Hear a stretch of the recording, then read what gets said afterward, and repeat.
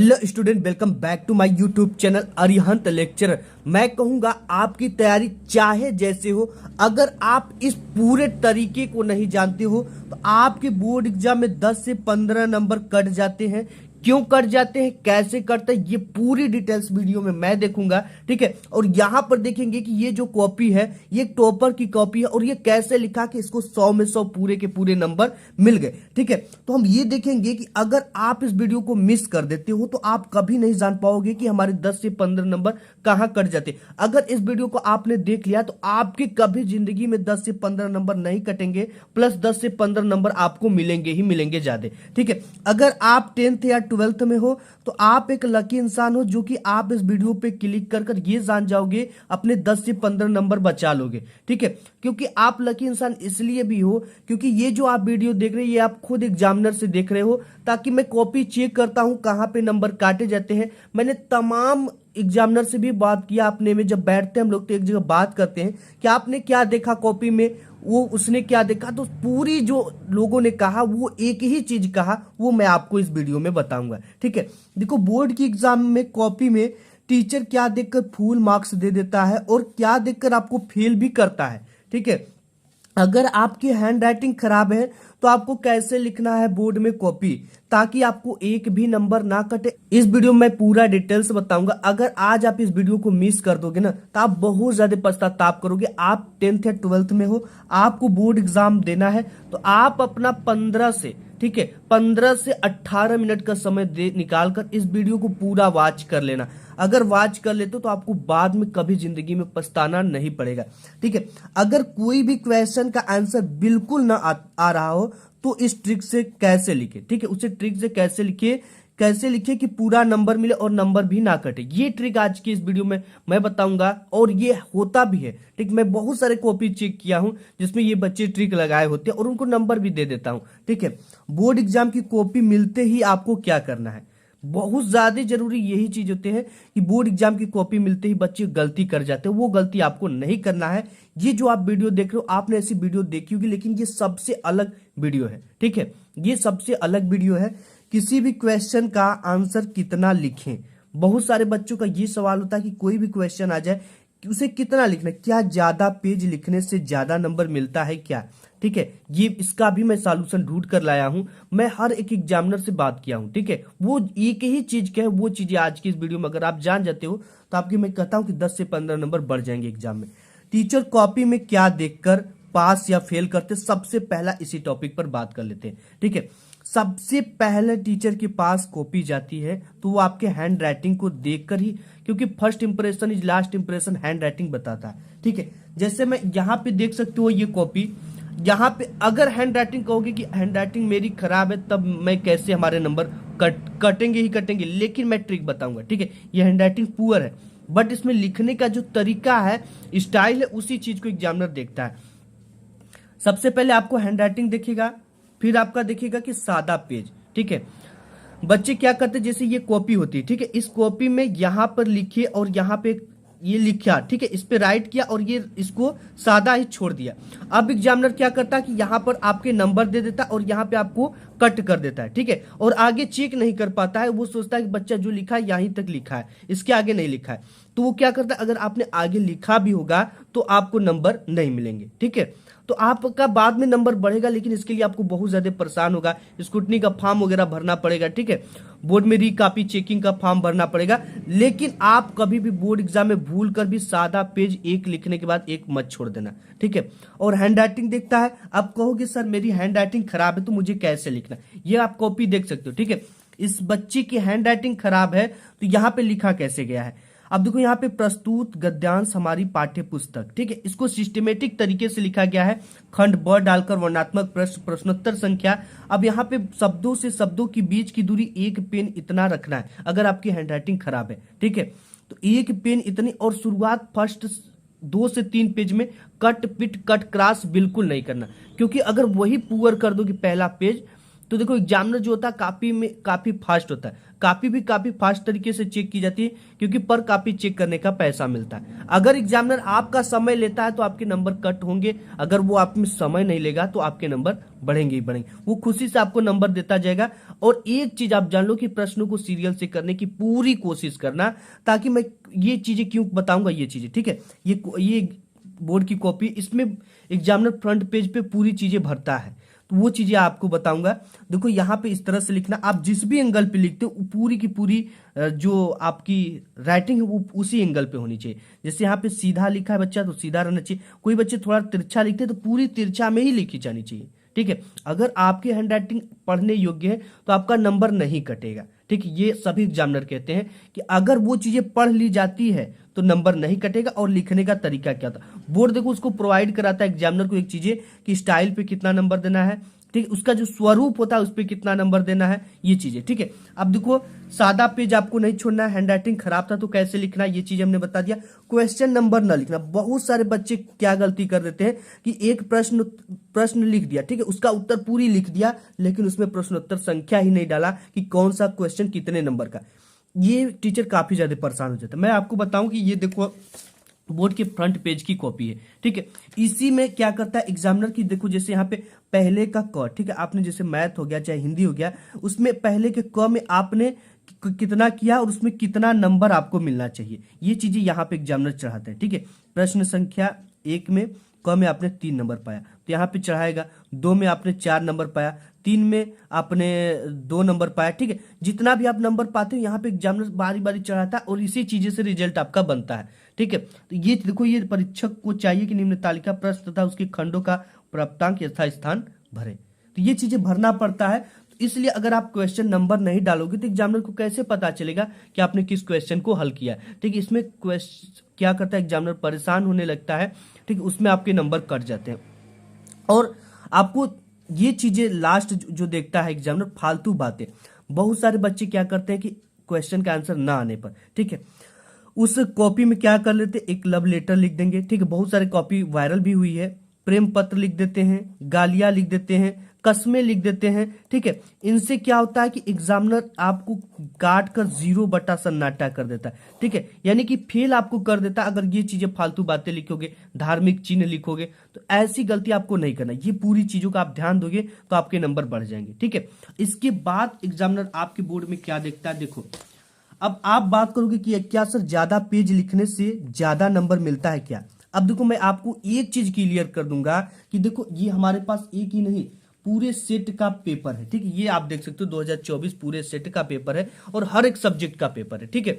तो इसमें मैं आपको ये बताऊंगा कि अगर कोई भी क्वेश्चन, ठीक है, कोई भी क्वेश्चन अगर 2 नंबर का है, जैसे यहाँ पे अगर कोई क्वेश्चन 2 नंबर का आता है या 4 नंबर का है, ठीक है, तो इसकी एक वर्ड लिमिट होती है। यहाँ पे अगर 2 नंबर का क्वेश्चन है, अगर कोई भी क्वेश्चन कितने मार्क्स का है, 2 मार्क्स का है, इसका जो वर्ड लिमिट होगा ना वो 25 वर्ड होगा, ठीक है।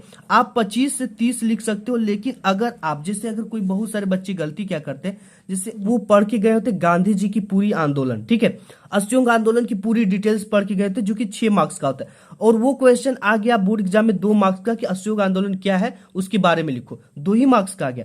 तो बच्चे अगर पूरे डिटेल्स में आप 6 पेज का लिख दोगे, 2 पेज का लिख दोगे, ठीक है, या उसको ज्यादा लिख दोगे ना, तो आपको नंबर तो मिले उतने ही मिलेंगे। 2 मार्क्स का है तो 2 ही मार्क्स मिलेगा। इसमें आपका क्या होगा कि आगे जो क्वेश्चन आ रहा है वो क्वेश्चन आपका छूट जाएगा और आप समय को मेंटेन नहीं कर पाओगे। इसलिए कभी भी ज्यादा पेज लिखने की कोशिश मत करना, ज्यादा पेज लिखने से ज्यादा नंबर नहीं मिलते हैं। अगर आप सटीक क्वेश्चन का सटीक आंसर 25 वर्ड में ही लिख देते हो तो आपको एक भी नंबर नहीं कटेगा, ये मैं गारंटी देता हूं, मैं खुद कॉपी चेक करता हूं, ठीक है। तो ज्यादा पेज लिखने से कभी भी आपके ज्यादा नंबर नहीं मिलते हैं। अगर वो 2 मार्क्स का है तो उसका वर्ड लिमिट 25 होता है, ठीक है। अगर 4 मार्क्स का होगा तो उसका वर्ड लिमिट 50 होगा, उसी हिसाब से। अगर वो 6 मार्क्स का है तो उसका वर्ड लिमिट 100 होगा, ठीक है। इस चीज का आपको ध्यान देना है और प्रश्न का आंसर लिखने के बाद थोड़ा गैप जरूर कर देना। मैं आपको दिखाता हूं कॉपी टॉपर की। देखो ये प्रश्नोत्तर संख्या 21 था, ठीक है। अब 21 के बाद जब यहाँ पे 21 समाप्त हो जाता है तो जब भी प्रश्नोत्तर संख्या 22 डालेंगे तो 1 2 3 लाइन का गैप करके ही डालेंगे। इससे देखने में सुंदर लगेगा और एग्जामिनर को ये पता चलेगा कि आपने इसके बाद नेक्स्ट क्वेश्चन किया है, साफ सुथरा कॉपी लिखती है। अगर वहीं कहीं पत्र आ जाता है लिखने के लिए, प्रार्थना पत्र आ जाता है लिखने के लिए, तो आपको यहाँ पे जो सादा पेज बचता है यहाँ से नहीं शुरुआत करनी, आपको एक नए पेज से शुरुआत करना है। ठीक, इस चीज को आपको ध्यान देना है। इसके बाद मैं आपको बता दूं, यहाँ पे थोड़ा सा आपको गैप जरूर, यानी 3 लाइन का, कितने लाइन का, 3 लाइन का आपको गैप देकर ही नेक्स्ट क्वेश्चन को करना है। काफी साफ सुथरी देखने में लगती है।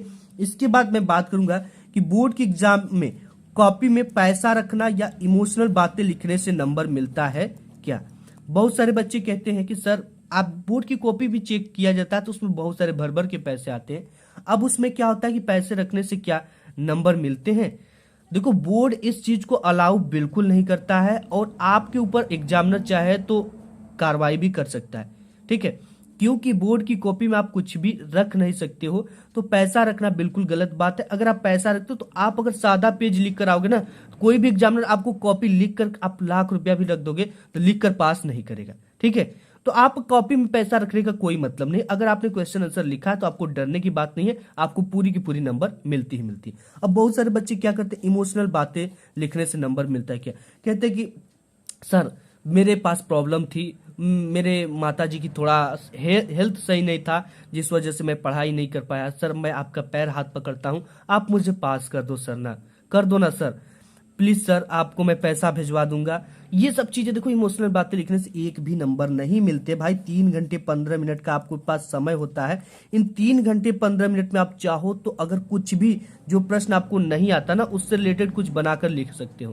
तो इमोशनल बातें लिखने से बिल्कुल भी नंबर नहीं मिलते। ठीक है, देखो और भी कॉपी लिखने का जो सही तरीका है, जैसे कि आपके इंग्लिश हो गया तो उसमें कैसे लिखो। में कॉपी लिखने की जो सही तरीका ये होती है, पार्ट भी आपको डाल देना, जो भी हो सेक्शन, सभी खंड के प्रश्नों को आपको सीरियल से करना है। ठीक है, और प्रत्येक खंड को आपको नए पेज से प्रारंभ करना है। इससे एग्जामिनर काफी ज्यादा खुश हो जाता है। और पार्ट बी में आप क्या करें, रीडिंग, तो आपको रीडिंग डाल देना है। ठीक है, आंसर टू क्वेश्चन नंबर डालकर, ए नंबर है तो ए नंबर, बी है तो बी, सी है तो सी, डी है तो डी, इस तरह से आपको बोर्ड एग्जाम में लिखना है। ठीक है, जैसे यहाँ पे और भी देखते हो, यहाँ पे राइटिंग बच्चे ने शुरुआत किया तो राइटिंग यहाँ पे डाल दिया गया। अगर ग्रामर शुरुआत करते हो तो आपको इस तरह से ग्रामर डाल देना है। ठीक है, आंसर टू क्वेश्चन नंबर, इसके नीचे स्केल से 2 पाई खींच देनी, यानी इस तरह से आपको शुरुआत करना। अगर आपके पास सामाजिक विज्ञान की कॉपी आ जाए, इसमें देखो आप ये कैसे लिखा गया, खंड ब, वर्णनात्मक प्रश्न 1, प्रश्नोत्तर संख्या, क्योंकि इसमें वर्णनात्मक 1 और 2 आता है। ठीक है, इस तरह से आपको हेडिंग की जहां जरूरत पड़े, हेडिंग से कभी मत चूकना। ठीक है, जिस भी क्वेश्चन में अगर हेडिंग हो, हेडिंग जरूर डालना। इस तरह से देखो लिखना है,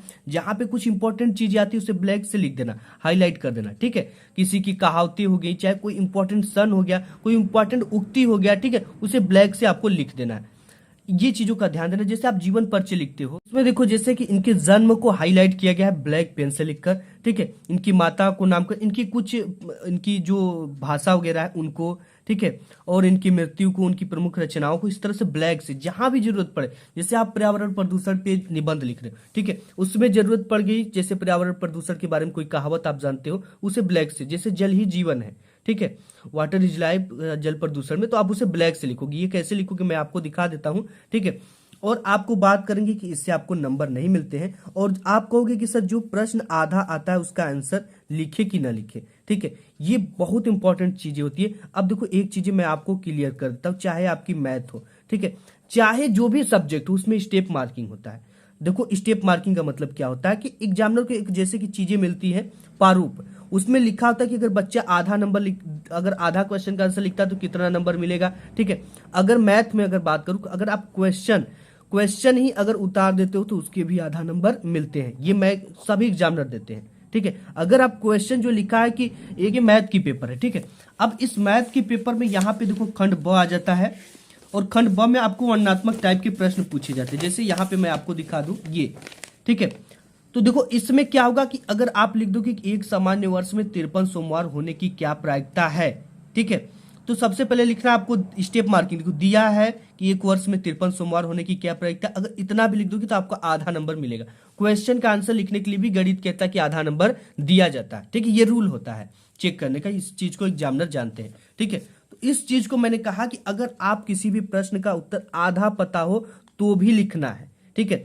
अगर वो क्वेश्चन 3 मार्क्स का है, अगर आधा लिखते हो तो भी तो आपको ये 1.5 नंबर मिलेगा, ठीक है। आपको 1.5 नंबर मिलेगा, 3/2 नंबर तो मिलेगा आपको, 1.5 नंबर मिलेगा। 4 नंबर का है तो उसका 2 नंबर मिलेगा। अगर आप उसे छोड़ दोगे ना तो 1 भी नंबर नहीं मिलेगा।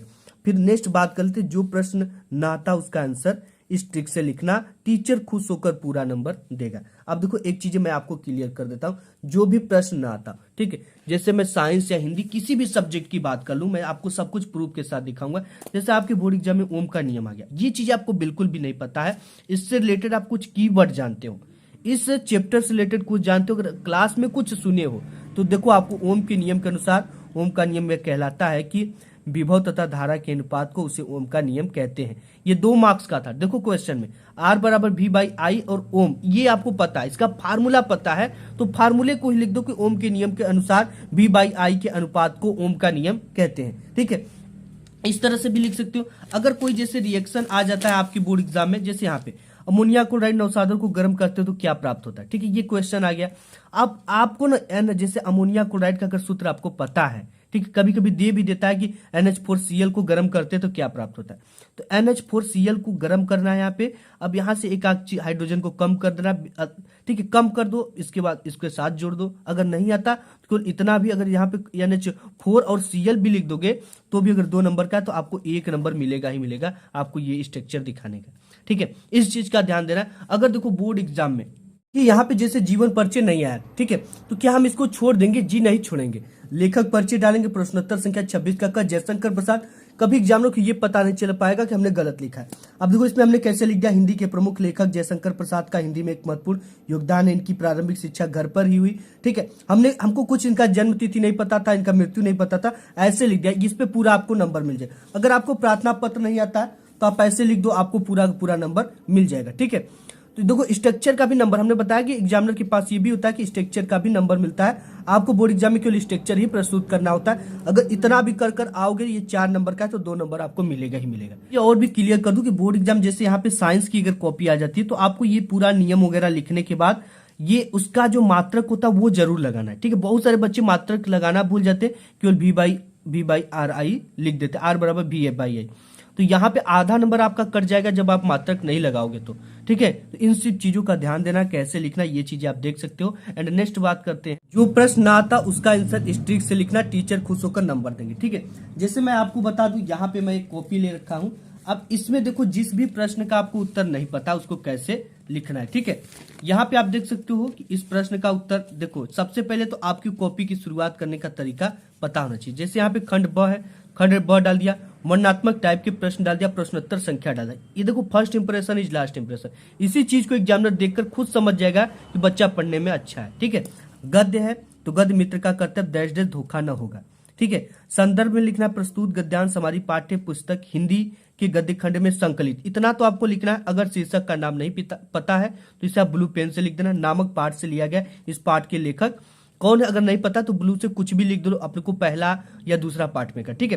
देखो उसमें कुछ कीवर्ड मिल जाता है, जैसे कोई भी आपका हो गया, आपका जैसे यहाँ पे एक पेपर हमारे पास है, तू न गई मेरे मन से पाठ से लिया गया है, तो इसमें इससे आ जाएगा, ठीक है। मित्र वाला है तो मित्र आ जाता है, ये थोड़ा कीवर्ड होता है जिससे आप पहचान सकते हो, ठीक है। दुख है इसमें, लाचार है, तो ये किस पार्ट से है, इससे तू न गई मेरे मन से। तो ये चीज अगर आपको लगता है तो इसको लिख दो, ठीक है। इतना तो आपको लिखना। अगर देखो ये 2 मार्क्स का है, अगर बोर्ड एग्जाम में आप क्या करोगे, इसको केवल इतना लिख दोगे, प्रस्तुत गद्यांश हमारी पाठ्य पुस्तक हिंदी के गद्य खंड में संकलित, नहीं पता है, नामक पाठ से लिया गया, इस पाठ के लेखक पता नहीं कौन है, ठीक है। तब भी आपको इस पे 1 नंबर मिलेगा। अगर छोड़कर आओगे तो कुछ नहीं मिलेगा। अब रेखांकित अंश की व्याख्या डालना है तो प्रस्तुत पंक्ति में लेखक कहते हैं कि, ठीक है। इसके बाद जो रेखा खींचा गया, कुछ भी नहीं आता तो आपको जो रेखा खींचा गया इसी को इतने के बाद लिख देना है, ठीक है। आपको नंबर मिल जाएगा, आपको टेंशन लेने की जरूरत नहीं है, हम लोग खुद नंबर देते हैं। इसके बाद देखो आपको टीचर पूरा नंबर दे देगा, कोई भी सब्जेक्ट हो, चाहे इंग्लिश भी हो तो आपको क्या कर देना है, उसका लिखना है, ठीक है, कुछ ना कुछ। एंड नेक्स्ट बात कर लेते हैं कि आपको बोर्ड एग्जाम की कॉपी मिलते ही क्या करना है, ठीक है, बहुत ज्यादा इंपॉर्टेंट है। जैसे आपकी बोर्ड की ये कॉपी होगी, ठीक है, हाई स्कूल और इंटरमीडिएट की कॉपी सेम आती है, सब कुछ सेम होता है, केवल यहाँ पे इंटरमीडिएट लिखा जाएगा और यहाँ पे हाई स्कूल, ठीक है। तो जैसे ही आपको कॉपी मिलती है, ये बोर्ड की कॉपी आप देख सकते हो, ठीक है। तो आपको कॉपी मिलते ही क्या करना है, ये देखो कॉपी मिल गई। आपको सबसे पहले अपना अच्छे से रोल नंबर भर लेना है, अंकों में, शब्दों में, विषय और प्रश्न पत्र कैसा, प्रश्न पत्र पर अंकित जो कोड होता है उसको भर लेना है, दिन भर लेना है, तिथि एवं पाली भर लेना, केंद्र का नाम आपके आईडी कार्ड पे होगा, ठीक है, जो प्रवेश पत्र होता है उस पे होता है। आपको इतना चीज केवल भरना है, ये सब चीजें नहीं भरना, ये आप वो चीजें ये सब भरते, ठीक है। और इसके साथ ही साथ आपके पास बहुत ज्यादा समय होता है, तो आप ये जो देख रहे हो आप ये साइड वाली लाइन, ठीक है, ये आपको मैं दिखा दूं यहाँ पे, ये पूरी आपको ये 15 मिनट पहले ही आपको ये कॉपी मिल जाती है बोर्ड की, ठीक है। तो ये पूरी आपको ये पाई जो होता है साइड वाला पूरा खींच लेना, ताकि आपको बाद में पाई खींचने का समय वेस्ट ना हो, ठीक है। इसको पूरा खींच लेना, इसीलिए ये मिलता भी। और हर एक पेज पर अपना रोल नंबर लास्ट में लिखना है, ताकि आपकी कॉपी अगर भूल जाए या उसके A+B+C कॉपी कहीं खो जाए तो आसानी से मिल जाए, और जो आपकी कोई कॉपी को पेज फाड़ कर दूसरे कॉपी में ना लगा पाए, ठीक है। इसलिए रोल नंबर हर एक